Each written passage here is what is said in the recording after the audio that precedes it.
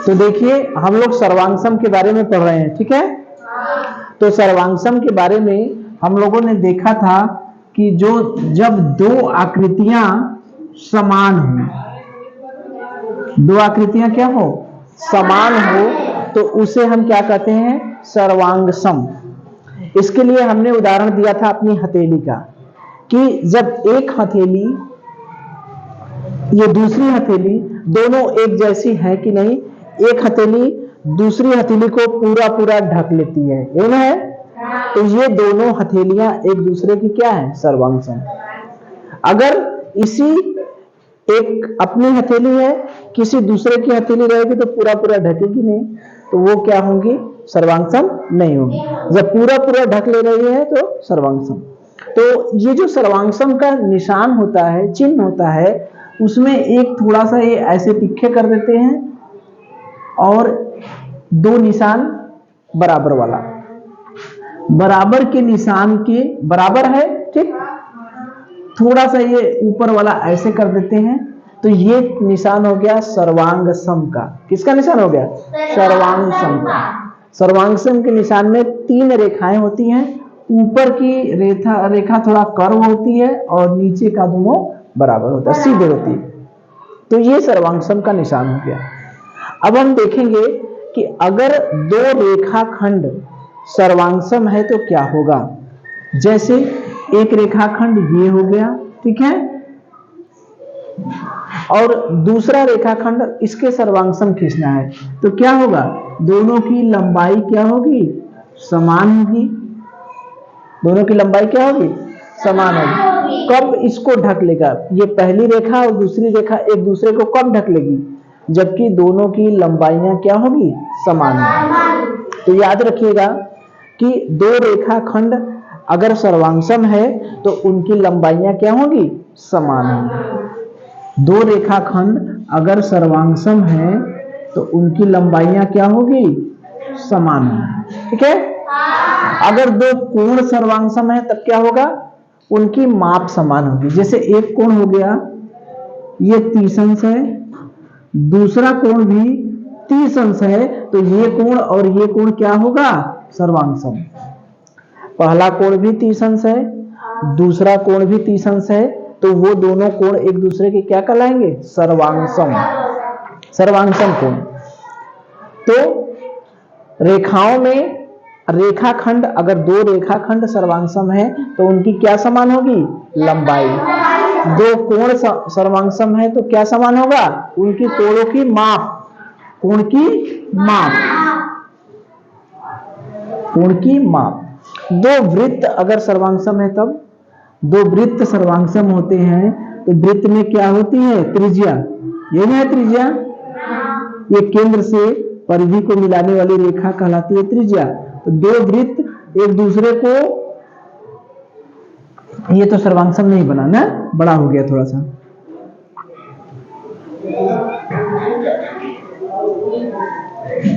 दो वृत्त, एक वृत्त दूसरे वृत्त को कब ढक लेगा, पूरा पूरा ढक लेगा, कोई बाहर नहीं निकलेगा, कब, जबकि इसकी त्रिज्या और इसकी त्रिज्या क्या हो, समान हो। तो दो वृत्त अगर एक दूसरे के सर्वांगसम है तो उनकी क्या समान होगी, त्रिज्या।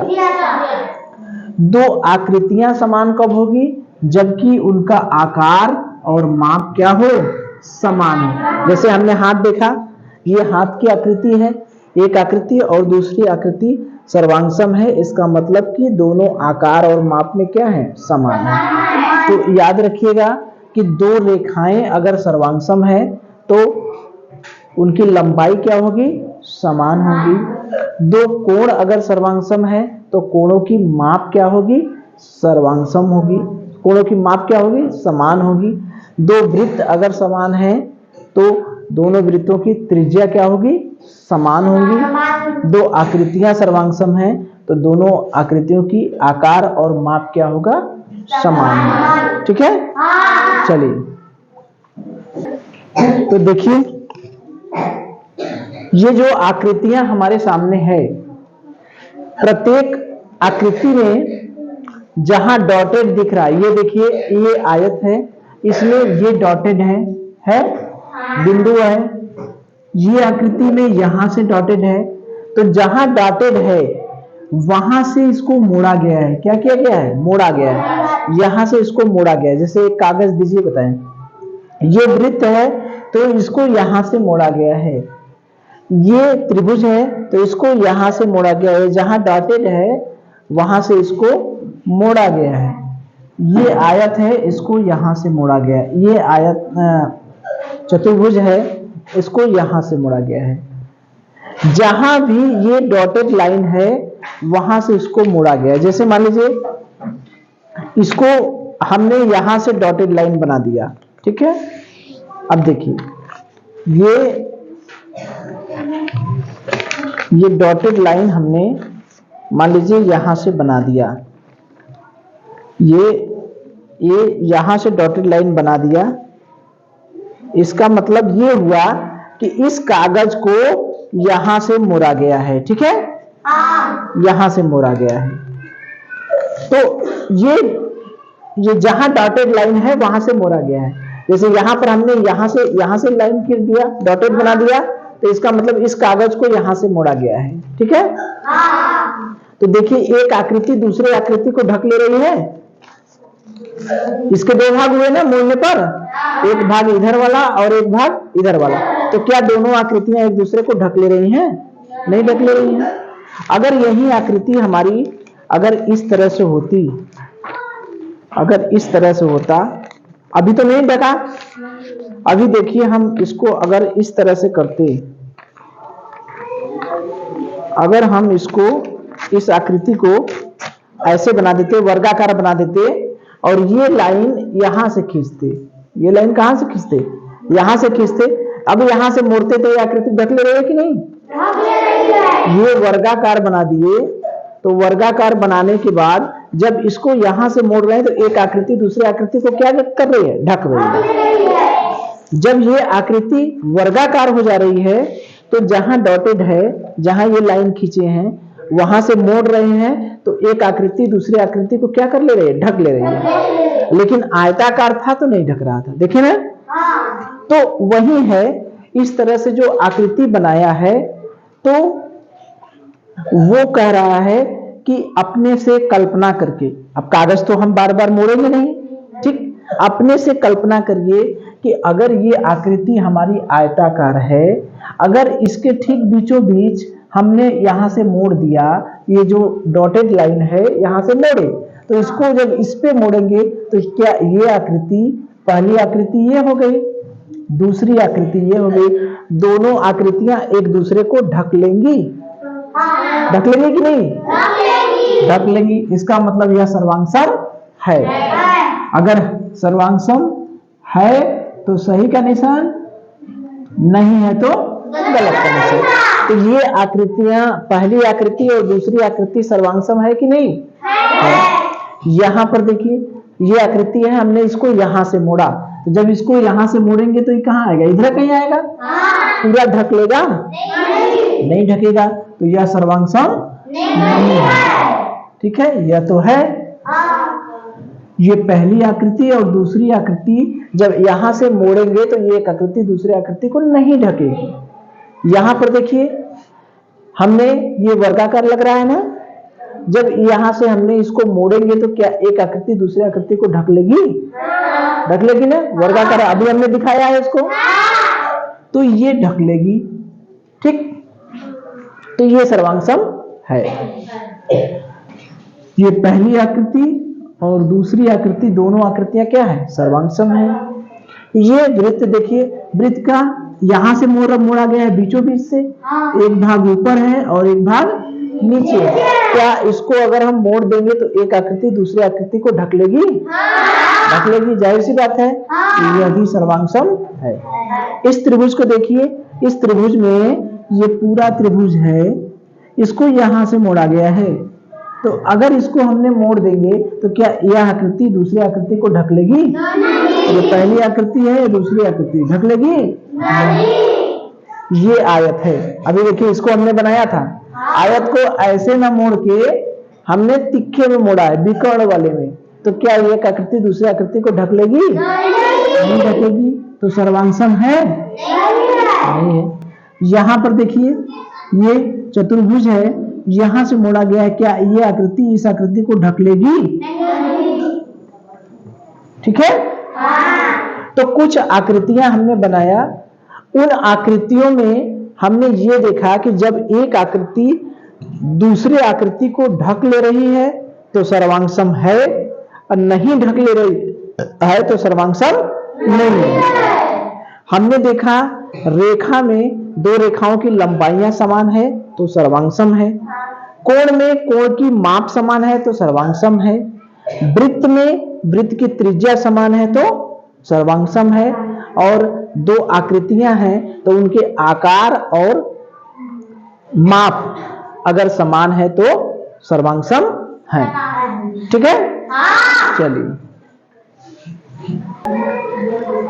चलिए अब हम देखेंगे त्रिभुजों की सर्वांग समता, यानी एक त्रिभुज दूसरे त्रिभुज के सर्वांग सम है तो उसमें क्या क्या बराबर होगा। ठीक है। अभी इसके पहले हम लोगों ने देखा रेखाओं के सर्वांग सम। रेखाओं में क्या था? रेखाओं की लंबाई बराबर थी। वृत्त में क्या था? वृत्त की त्रिज्या समान थी। और कोण में क्या था? कोण की माप समान थी। अगर हम कहें कि एक त्रिभुज दूसरे त्रिभुज के सर्वांग सम है, यानी एक है त्रिभुज ए बी सी, ये कौन सा त्रिभुज है? त्रिभुज ए बी सी।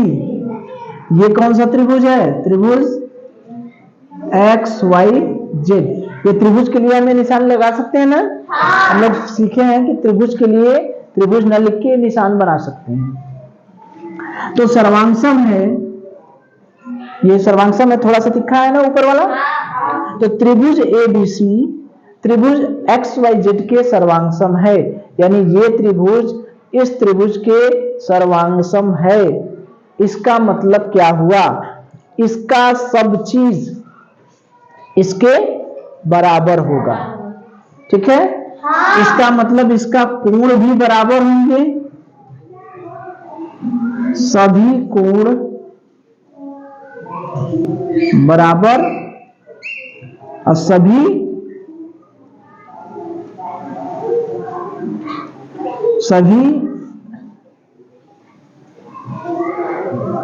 संगत कोण बराबर और संगत भुजाएं बराबर। संगत का मतलब क्या हुआ? संगत भुजाएं बराबर, मतलब समझ रहे हैं? पहले संगत कोण समझ लें। संगत कोण अभी हमने देखा था ना। संगत कोण मतलब जैसे ये कोण B है, ठीक है, तो इस B के संगत कौन हुआ? Y वाला, यही ना है? आकृति देख के बताइए कि B से जब हम एक आकृति को दूसरे आकृति पे रख देंगे तो दोनों आकृतियां एक दूसरे को ढक लेंगी। तो किस पोजीशन में रखेंगे? इसी तरह से उठाकर रखेंगे तो ये B किसको ढकेगा? B किस कोण को ढकेगा? Y कोण को। तो Y का संगत क्या? B का संगत क्या हुआ? Y, जो जिसको ढकेगा। ठीक है। तो संगत कोण में कोण B का संगत कौन हुआ? Y। ये बराबर हो गया। अब कोण A किसको ढकेगा? तो कोण A का संगत कौन हुआ? कोण X। कोण C का संगत कौन होगा? कोण C का संगत होगा कोण Z। तो ये तीनों संगत कोण बराबर हो गए। ये तो समझ में आ गया। संगत कोण का मतलब B जब इस आकृति को इस आकृति पे रख देंगे तो ये B वाला कोण किसको ढकेगा? वही होगा संगत कोण त्रिभुज में। ठीक है। तो ये B Y को ढकेगा, यानी कोण B और Y क्या हो गए? संगत कोण हो गए। कोण A और X क्या होंगे? संगत कोण हो गए। और कोण C और Z क्या हो गए? संगत कोण हो गए। B Y के संगत कोण, A X के संगत कोण और C Z के संगत, ये सब बराबर होंगे। सब क्या होंगे? बराबर होंगे। भुजाओं में क्या होगा? भुजाएं भी बराबर होंगी। तो भुजाएं मतलब कौन भुजा किसको ढकेगी? ठीक है। जैसे अगर हम कहें ए बी भुजा, ए बी भुजा के संगत कौन भुजा होगी? ए बी भुजा किसको ढकेगी? किसको? एक्स वाई को, इसी को ढकेगी ना। जब इसको उठा के यहाँ रखेंगे तो इसी को ढकेगी ना। तो ए बी भुजा किसके बराबर होगी? एक्स वाई के। अगर हम ए सी भुजा कहें तब ए सी भुजा किसके बराबर होगी? एक्स जेड के। वेरी गुड, ठीक है। भुजा के ऊपर ऐसे लगा दीजिएगा, ठीक है। चलिए अब हम बीसी भुजा को देखें तब किसके बराबर? वाई जेड के, ठीक है। तो अगर एक त्रिभुज दूसरे त्रिभुज के सर्वांगसम है, इसका मतलब इस त्रिभुज का तीनों कोण, त्रिभुज में कितने कोण होते हैं? 3 कोण। तो ये तीनों कोण इस तीनों कोण के बराबर होंगे और इसकी तीनों भुजाएं इसकी तीनों भुजाओं के बराबर होंगी। यानी दो त्रिभुज सर्वांगसम हैं तो इसका मतलब तीनों कोण संगत, संगत तीनों कोण और तीनों भुजाएं क्या होंगी? बराबर। नहीं होगी क्या? संगत तीनों कोण और तीनों भुजाएं बराबर होंगी। तो ये बात समझ में आई कि अगर एक त्रिभुज दूसरे त्रिभुज के सर्वांगसम है, इसका मतलब उस त्रिभुज का तीनों कोण दूसरे त्रिभुज के तीनों कोण के बराबर होगा। कौन कोण? संगत कोण, ठीक है। और उसकी संगत भुजाएं यानी तीनों जो भुजाएं होंगी वो अगले त्रिभुज की तीनों संगत भुजाओं के बराबर होंगे। तो इस पे प्रश्न भी बनेगा। प्रश्न कैसे बनेगा जान रहे हैं?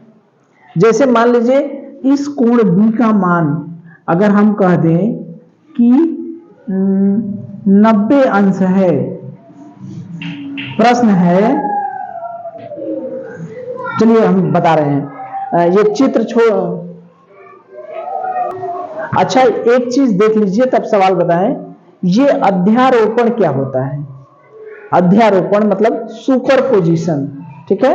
सवाल करने से पहले हम लोग सुपर पोजिशन देख लें क्या होता है। सुपरपोजिशन इसका मतलब समझ रहे हैं क्या है? जैसे आप सभी लोग एक वो छोटे छोटे रहे होंगे तो एक आता है, जैसे मान लीजिए ये चित्र है, ये मान लीजिए किसी का चित्र है, ठीक है, ठीक है। इस चित्र में कोई आदमी बना है, ठीक है। आदमी बहुत बढ़िया तो नहीं बना है। आदमी का सर अलग है, अलग टुकड़े में, ये हाथ अलग टुकड़े में है, ये अलग टुकड़े में है, ये अलग टुकड़े में है, ठीक है। यानी 1 भाग 2 भाग 3 भाग 4 भाग 5 भाग, 5 भाग हो गए, ठीक। सबको अलग अलग कर दीजिए, ठीक है। आपको इसको एक साथ बैठाना है तो सर को ऊपर बैठाएंगे, फिर हाथ को इधर बैठाएंगे, बैठाते हैं ना एक पे एक, किए होंगे, बहुत किए होंगे।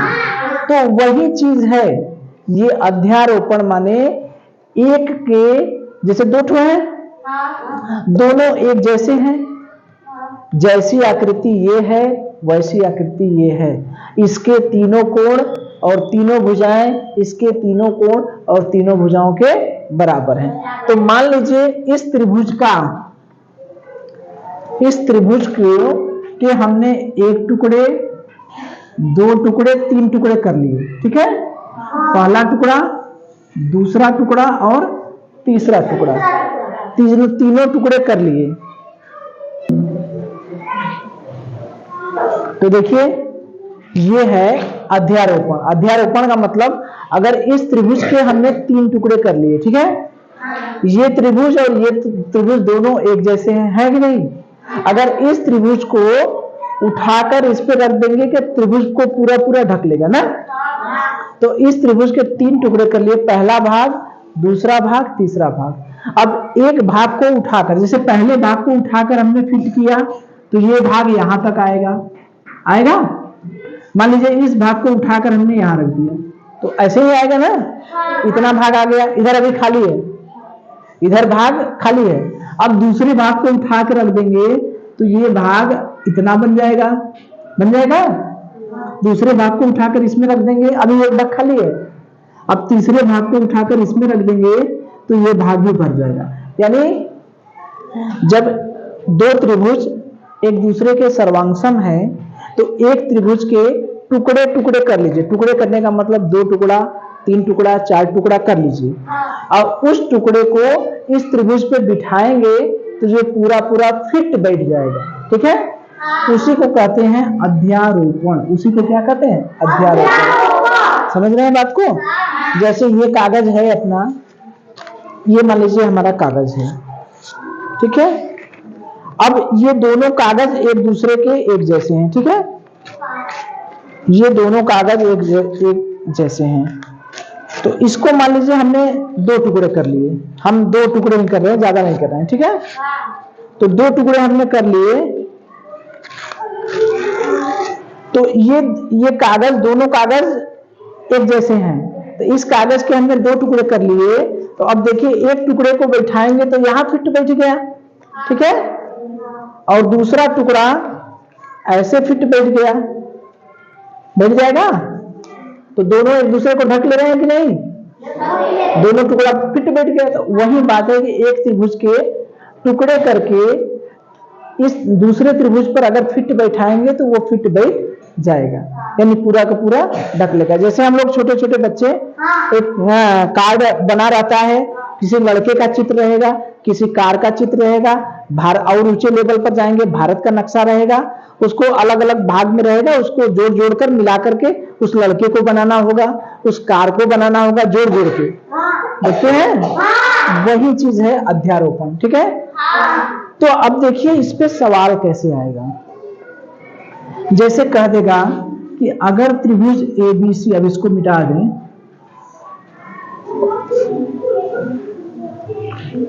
जैसे प्रश्न में दिया है कि त्रिभुज ABC और त्रिभुज XYZ एक दूसरे के क्या है? सर्वांगसम है। क्या है? सर्वांगसम है। त्रिभुज ABC और XYZ क्या है? सर्वांगसम है। ये दिया है कि यदि त्रिभुज ABC और XYZ सर्वांगसम है, कोण B बराबर 90 अंश, तो कोण Y का मान बताइए। क्या होगा बताइए, कितना होगा? कोण B का मान 90 अंश है तो Y का मान क्या होगा? 90 अंश। अपने आप बता दिए। यदि अगला प्रश्न, पहला प्रश्न, दूसरा प्रश्न, यदि कोण A बराबर 45 अंश तो कोण X बराबर क्या होगा? अगर कोण A बराबर 45 तो ये क्या होगा? 45 अंश। चूंकि दोनों सर्वांगसम है तो इसका मतलब एक त्रिभुज के तीनों कोण दूसरे त्रिभुज के तीनों कोण के बराबर हैं, तो ये भी 45 अंश होगा। होगा? चलिए तीसरा प्रश्न, अगर कोण C 30 अंश है, कोण C बराबर 30 अंश, तो कोण Z बराबर क्या होगा? 30 अंश होगा। ठीक है, कर लिए कि एक त्रिभुज का एक कोण पता है, हमें पता है कि दोनों एक त्रिभुज दूसरे त्रिभुज के क्या है? सर्वांगसम है। तो दूसरा त्रिभुज के संगत कोण नहीं पता कर लेंगे, भुजा भी पता कर सकते हैं। चौथा प्रश्न, यदि भुजा AB बराबर 5 सेमी तो XY बराबर क्या? AB बराबर 5 सेमी तो XY बराबर कितना होगा? अगर ये 5 सेमी है तो ये भी क्या होगा? 5 सेमी होगा। होगा? ठीक है। अगर BC बराबर, 5वां सवाल, BC बराबर 3 सेमी तो YZ बराबर क्या? BC बराबर 3 सेमी तो YZ बराबर क्या? 3 सेमी। ये भी 3 सेमी। छठवां सवाल, AC बराबर 8 सेमी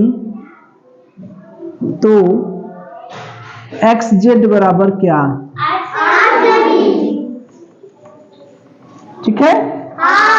इसका मतलब कि अगर एक त्रिभुज दूसरे त्रिभुज के सर्वांगसम है तो एक भुजा दिया है तो दूसरी भुजा निकाल सकते हैं। एक त्रिभुज का भुजा दिया है तो दूसरे त्रिभुज की भुजा निकाल सकते हैं। ठीक, संगत वाला। एक त्रिभुज का कोण दिया है तो दूसरे त्रिभुज का कोण निकाल सकते हैं। ठीक है। चलिए देखिए, नीचे दिए गए रेखाखंड, दो रेखाखंड दिए गए हैं, दोनों रेखाखंड सर्वांगसम है। कैसे हैं? सर्वांगसम। यदि AB बराबर 4.5 सेमी तो CD की लंबाई कितनी होगी? चित्र देखिए बनाया है AB और CD। तो देखिए वही चित्र हमने बनाया है यहाँ पर कि दो रेखाखंड दिए गए हैं। कितने रेखाखंड हैं? दो रेखाखंड, AB और CD। यानी रेखाखंड AB सर्वांगसम है किसके? रेखाखंड CD। करें दो रेखाखंड सर्वांगसम, यानी ये रेखाखंड इस रेखाखंड के सर्वांगसम है। यदि AB बराबर 4.5 सेमी, अगर AB की लंबाई 4.5 सेमी है तो CD की लंबाई क्या होगी? क्या होगी? 5 सेमी। बता दिए। ठीक है। कितना? 4.5 सेमी। ठीक है। क्योंकि सर्वांगसम में हमने ये देखा है कि अगर रेखाखंड है तो रेखाखंडों की लंबाइयां क्या होती हैं? समान होती हैं। तो ये रेखाखंड और ये रेखाखंड एक दूसरे के सर्वांगसम है। इसका मतलब इसकी लंबाई और इसकी लंबाई क्या होगी? समान होगी। तो ये लंबाई 4.5 सेमी है तो ये भी 4.5 सेमी है। यहां पर एक और प्रश्न बन सकता है, रेखाखंड न देके कोण दे दे ABC, कोण ABC और XYZ एक दूसरे के सर्वांगसम है। कोण ABC सर्वांगसम कोण XYZ ये दिया है। क्या है? दिया है। जैसे यहां पर रेखाखंड दिया है वैसे यहां पर कोण दिया है, कोण ABC सर्वांगसम कोण XYZ। ठीक है। यदि कोण B बराबर 30 अंश तो कोण Y बराबर क्या होगा? क्या होगा? इसका कोण B का मान 30 अंश है तो कोण Y का मान क्या होगा? कितना होगा? चूंकि जब कोण सर्वांगसम रहते हैं तो उन कोणों की माप क्या होती है? बराबर होती है। एक और प्रश्न इस पे आ सकता है, नहीं आ सकता क्या? हमने देखा था वृत्त के बारे में, देखा था ना कि एक वृत्त ये है और एक वृत्त ये है। ये दोनों वृत्त एक दूसरे के क्या है? सर्वांगसम है। दोनों वृत्त क्या है? सर्वांगसम है। अगर एक वृत्त की त्रिज्या 3 सेमी है तो दूसरे वृत्त की त्रिज्या क्या होगी? अगर एक वृत्त दूसरे वृत्त के सर्वांगसम है और एक वृत्त की त्रिज्या, पहले वृत्त की त्रिज्या 3 सेमी है तो दूसरे वृत्त की त्रिज्या क्या होगी? त्रिज्या क्या होगी? 3 सेमी। किसकी? इसकी।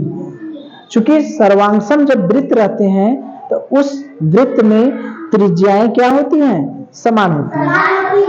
बात समझ में आई? तो सर्वांगसम में हमने भुजा वाला रेखाखंड वाला देख लिया कि रेखाखंड की लंबाइयां बराबर हैं। सर्वांगसम है तो रेखाखंड की लंबाइयां बराबर हैं। अगर एक रेखाखंड की लंबाई 4.5 है तो दूसरे की क्या होगी? 4.5 होगी, क्योंकि दोनों की लंबाई क्या होगी? बराबर होगी। हम कोण पर भी प्रश्न बना सकते हैं कि दो कोण एक दूसरे के क्या हैं? सर्वांगसम है। तो यदि एक कोण का मान 30 अंश है तो दूसरे कोण का मान कितना होगा? 30 अंश होगा। हम लोग वृत्त में भी देख सकते हैं कि दो वृत्त एक दूसरे के सर्वांगसम है यदि पहले वृत्त की त्रिज्या 3 सेमी है तो दूसरे वृत्त की त्रिज्या कितनी होगी? 3 सेमी होगी। ठीक है, चलिए चलिए देखिए, चित्र में ए बी सी डी 4 बिंदु हैं। ए बी सी डी एक रेखा पर स्थित बिंदु हैं। रेखाखंड सी ए बराबर रेखाखंड बी डी, यानी सी ए रेखाखंड और बी डी रेखाखंड क्या है? बराबर है। तो रेखाखंड सी बी और ए डी बराबर हैं या नहीं, यह बताना है। ठीक है, चलिए तो देखिए ये चित्र हमने बना दिया है। इसमें क्या है कि 4 बिंदु हैं। कौन कौन बिंदु हैं? 4 बिंदु। ठीक है, ए बी सी और डी, ये 4 बिंदु हैं। ये चारों बिंदु एक ही रेखाखंड पर हैं। कितने रेखाखंड पर? एक। और हमें दिया है कि सीए रेखाखंड सीए और रेखाखंड बीडी, यानी ये वाली लंबाई यहां से यहां तक और ये बीडी, ये दोनों क्या है? बराबर है। क्या है? बराबर है। ठीक है, ये वाली लंबाई और ये वाली लंबाई सीए और बीडी, ये दोनों लंबाइयां क्या है? बराबर है। तो हमसे पूछ रहा है कि सीबी यानी ये वाली लंबाई और एडी यानी ये वाली लंबाई बराबर होगी, ये हमसे पूछ रहा है। अब देखिए, अगर सीए हमें दिया क्या है? सीए बराबर बीडी, ये ना है, ये रेखाखंड सीए और बीडी बराबर है। हमसे पूछ क्या रहा है? सी कहां गया? क्या पूछ रहा है? सी बी यहां से यहां तक। ठीक है, तो ये सीए में यही जो रेखाखंड है एबी, एबी अगर हम जोड़ दें तो क्या बन जाएगा? सीए में इतना जोड़ देंगे तो यही पूरा हो जाएगा ना। सीबी के 2 टुकड़े हैं, एक टुकड़ा ये और एक टुकड़ा ये। अगर ये सीए में रेखाखंड सीए में हम रेखाखंड एबी जोड़ दें, जोड़ सकते हैं कि नहीं? ये रेखाखंड में ये रेखाखंड जोड़ देंगे और इस बीडी रेखाखंड में, इस बीडी रेखाखंड में ये एबी रेखाखंड जोड़ दें। ठीक है, या इसको ऐसे कर दें, डीबी प्लस यहां से ये वाला रेखाखंड और ये वाला रेखाखंड बीए, ये दोनों जोड़ दें। ठीक है, ये वाली लंबाई कितने भागों से मिलकर बनी है? जैसे ये अगर हम इसको मान लीजिए, सीए को मान लीजिए, हम मान ले एक्स। ठीक है, इसको मान ले वाई। क्या मान ले? वाई। इसको मान ले जेड। मान सकते हैं कि नहीं? तो ये बताइए हमें, यहां से मिटा दें, ऐसे कंफ्यूज हो रहा है। एक्स और वाई दोनों को जोड़ दें। ठीक है, एक्स और वाई को जोड़ देंगे तो ये क्या बन जाएगा? सीबी। ठीक है, और जेड और वाई को जोड़ दें तो ये क्या बन जाएगा? एडी, यहां से यहां तक। तो एक्स और वाई दोनों को जोड़ दिए तो एक्स क्या है? सीए है। एक्स क्या है? सीए है ना। और वाई क्या है? एबी है। और ये जेड क्या है?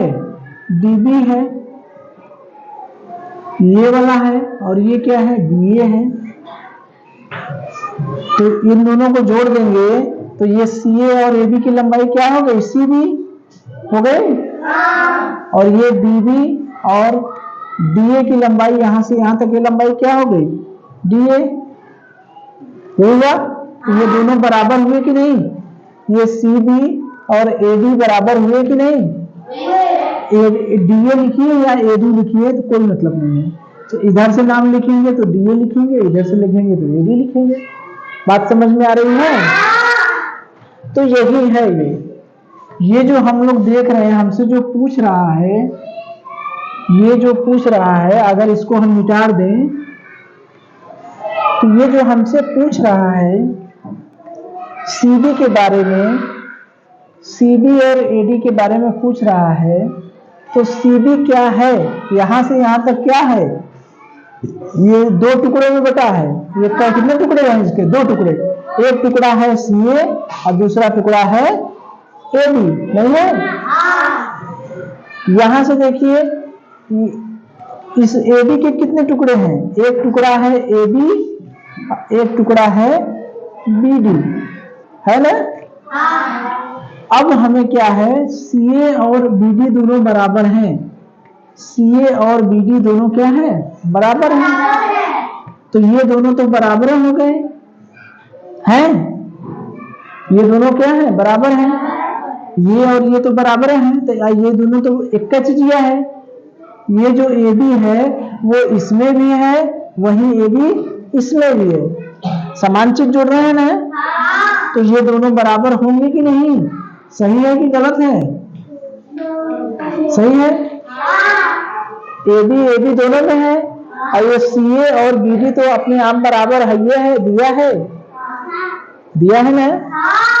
तो सी ए बराबर बी डी दिया है, अतः सी बी बराबर ए डी होगा कि नहीं?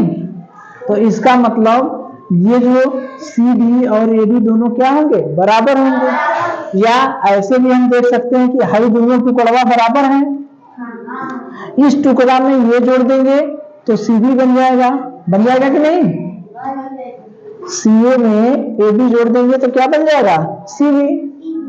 और इस बी डी में ए बी जोड़ देंगे तो ए डी बन जाएगा। तो वही तो हमसे पूछ रहा है, यानी दोनों टुकड़ों को बराबर हैं, इन दोनों, ये टुकड़ा और ये टुकड़ा बराबर है। इस टुकड़े में इतना जोड़ दे रहा है और इसी टुकड़ा को इसमें जोड़ दे रहा है, फिर पूछ रहा है कि बराबर है कि नहीं? तो बराबर तो होंगे ही, एक का चीज दोनों में जुड़ रहा है ना। इसमें भी अगर इसको हम x मान लें तो ए बी में क्या जुड़ रहा है? यहां से देखिए, यहां से देखिए, ये बताइए कि ये हमें दिया है, क्या दिया है? दिया है सी ए बराबर बी डी, है कि नहीं? अब इस सी ए में हम x जोड़ दे रहे हैं, इस सी ए में x जोड़ दिए, और इस बी डी में फिर x जोड़ दिए। तो सी ए में जब x जोड़ेंगे तो क्या बना? सी बी ए बना ना। ये और ये मिलके कहां तक होगा? यहां तक लंबाई। इसका क्या नाम होगा? C B. और इसका क्या नाम होगा? ए बी और बी डी दोनों जोड़ देंगे तो इसका नाम क्या होगा? A B. दोनों बराबर हुए ना, तो वही है, वही हमसे पूछ रहा है। ठीक है, चलिए देखिए, वही चित्र है। ये रेखाखंड न देके क्या दिया है? कोण। क्या दिया है? कोण। नीचे बने चित्र में कोण ए ओ बी सर्वांगसम कोण सी ओ डी, यानी ए ओ बी, ये चित्र बनाया है। ए ओ बी और सी ओ डी सर्वांगसम है, तो कोण ए ओ सी सर्वांगसम कोण बी ओ डी, ये पूछ रहा है। ठीक है, चलिए ऐसे समझिए। देखिए ये कोण वाला है, अभी हमने रेखा वाला देखा, ये कोण वाला है। इसमें क्या है कि कोण ए ओ बी, ए ओ बी मतलब ये ए ओ बी, ये वाला कोण, ठीक है, ये वाला कोण, और कोण सी ओ डी, सी ओ, ये वो है डी, यानी ये कोण। ये कोण और ये कोण क्या है? सर्वांगसम है। सर्वांगसम का मतलब क्या हुआ? कोण का मतलब ये कोण, जितना ये कोण है उतना ये कोण है। ठीक है, अब हमसे कह रहा है कि ए ओ सी, बताइए कि ए ओ सी मतलब ये पूरा, इसमें ये जोड़ दिया है, इसमें ये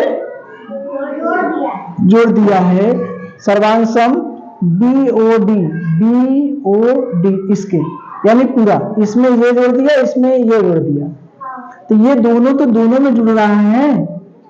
अगर इसको हम कोण x मान ले, इसको क्या मान ले, कोण x, तो ये बताइए दिया क्या है हमें, दिया है क्या, दिया है कि ये कोण AOB और ऊपर वाला कोण COD ये क्या है, सर्वांगसम है, दिया है कोण AOB सर्वांगसम कोण COD, ये तो दिया है ना। इसका मतलब क्या हुआ, ये कोण और ये कोण सर्वांगसम है, इसका मतलब क्या हुआ, इसका मतलब कि जितना ये कोण है उतना ये कोण है। अगर इस कोण को हम y मान लें तो ये भी कोण y होगा कि नहीं, बताइए होगा कि नहीं, दोनों सर्वांगसम है ना। तो इसका मतलब कि दोनों कोण क्या है, बराबर है। तो मान लिए हम, समझ गए ना। अब देखिए हम इस y में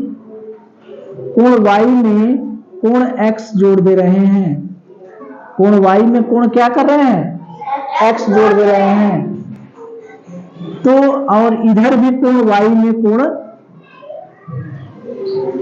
x जोड़ दे रहे हैं, इधर भी कोण y में क्या जोड़ दे रहे हैं, x जोड़ दे रहे हैं। क्यों, क्योंकि हमें किसके बारे में पूछ रहा है, इसके बारे में, कौन कौन, AOC है क्या, AOC ये क्या है, y और x ही तो है, ये y और x को जोड़ देंगे तो AOC, ये पूरा यहां से लेके यहां तक पूरा कोण कुछ कर रहा है, तो y और x जोड़ देंगे तो यही पूरा कोण बना ना। तो कोण AOC बराबर, अब इसको देखिए, अब BOD ये भी तो पूरा कोण है, यहां से यहां तक पूरा कोण है, ये x वाले में ये y जोड़ दे तो कोण हो जाएगा BOT। तो पूरे दोनों कोण बराबर हो गए कि नहीं, तो दोनों कोण बराबर हो गए, अतः कोण AOC सर्वांगसम कोण BOD नहीं होगा क्या, सर्वांगसम होंगे ना, कि अगर दो कोण बराबर होते हैं तो सर्वांगसम नहीं होंगे। अगर ध्यान से देखिए तो यही है कि ये कोण x है, पहले ये कोण और ये कोण आपस में बराबर थे, इस कोण में x जोड़ दिया, इस कोण में x जोड़ दिया, तो पूरा कोण पूछ रहा है, तो बराबर होंगे तब भी, ठीक है। चलिए